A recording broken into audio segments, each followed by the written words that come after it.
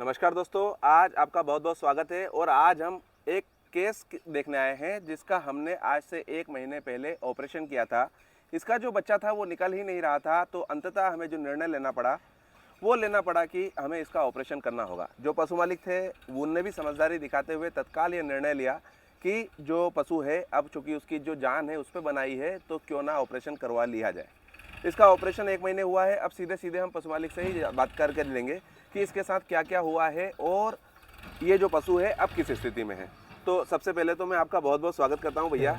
मुझे ये बताइए कि अपनी जो ये गौ माता है इसके साथ क्या क्या हुआ था। इसका क्या है, डिलीवरी नहीं हो पा रही थी। बच्चे डॉक्टर साहब ने बताया कि बच्चेदानी का मुंह नहीं खुल रहा है जी तो हो सकता है बच्चा अंदर जी डेथ हो गई होगी।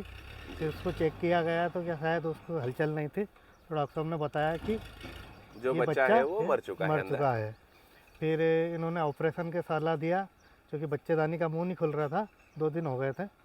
तो फिर ऑपरेशन किया डॉक्टर साहब ने, बच्चा मरा हुआ निकला। उसके बाद ऑपरेशन के बाद डॉक्टर साहब इसको टाँके आके लगा के चले गए थे।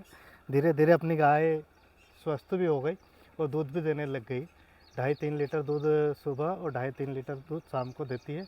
गाय आज की कंडीशन में पूरी स्वस्थ है। 1 महीना हो गया है इसको। अच्छा, मुझे ये बताइए कि आज तो ये ठीक हो गई है और आप है, लेकिन जो उस दिन ऑपरेशन की सलाह आपको दी थी, तो आपको ऐसा नहीं लगा कि यार इतना बड़ा ऑपरेशन होगा तो पशु के साथ क्या होगा?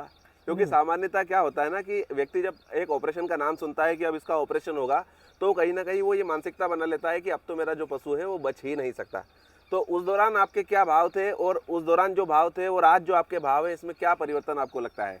जैसे कि ऑपरेशन की सलाह आपने दी तो डर तो रहता है कि पशु हमेशा के लिए ख़त्म हो जाता है, उसमें ऐसा लग रहा था मतलब। जी पर आपने जो ऑपरेशन किया उसमें पशु स्वस्थ है। आपका बहुत बहुत धन्यवाद डॉक्टर साहब, जो नहीं आज हमारा पशु बच गया। मतलब क्या है, वैसे नहीं, तो साधुवाद इसमें आप ही का है, क्योंकि देखिए क्या होता है ना, हम सलाह दे सकते हैं लेकिन जो अंतिम निर्णय होता है वो हमेशा जो गौपालक होते हैं, जो पशुपालक होते हैं, उन्हीं का होता है। और इन्होंने साहस दिखाते हुए, क्योंकि जब हमारे पास कोई विकल्प ही नहीं था, ऑपरेशन हमेशा एक अंतिम विकल्प होता है। पहले हमने प्रयास किया था कि जो इसका बच्चा है ये सामान्य तरीके से निकल जाए, लेकिन जब कोई भी गुंजाइश नहीं दिखी और जो बच्चा था वो अंदर मर चुका था, तो अब क्या होता अगर उस दिन ये ऑपरेशन का निर्णय नहीं लेते और 1 दिन या 2 दिन उसको अगर ऑपरेशन का निर्णय लेने में लगा देते, तो इस पशु को, इस जो गौ माता है, इसको बचाना हमारे लिए भी बड़ा कठिन हो जाता। लेकिन तत्काल परिस्थितियों को समझते हुए जो हमारे भाई हैं, इन्होंने निर्णय लिया कि सर जो होना है वो तो होना ही है, क्यों ना इसका ऑपरेशन करके इसको जीवन दान देने की दिशा में एक काम किया जाए। फिर हम लोगों ने इसका ऑपरेशन किया और पूरे ऑपरेशन के दौरान ये साथ में खड़े रहे। इनको कोई ऐसा लगा भी नहीं कि डर लग रहा है या ऐसा कुछ। और इनकी सबसे बड़ी चीज़ होती है कि जो ऑपरेशन के बाद ध्यान रखने वाला काम है। जो पशु मालिक है निश्चित तौर पर बहुत ज़्यादा एक अच्छे मन के आदमी है। जब ऑपरेशन हुआ उसके बाद इनको जो भी सलाह दी गई कि कब तक इंजेक्शन लगवाने हैं, कब क्या करना है, ये भी इनने पूरी तल्लीनता से किया है। और आज इन्हीं के एक पक्के निर्णय और उसकी जो ऑपरेशन के बाद की जो ध्यान रखने वाली चीज़ है, उसका ही परिणाम है कि आज जो गौ माता है ये हमारे सामने खड़ी है और पूरी तरह से स्वस्थ है।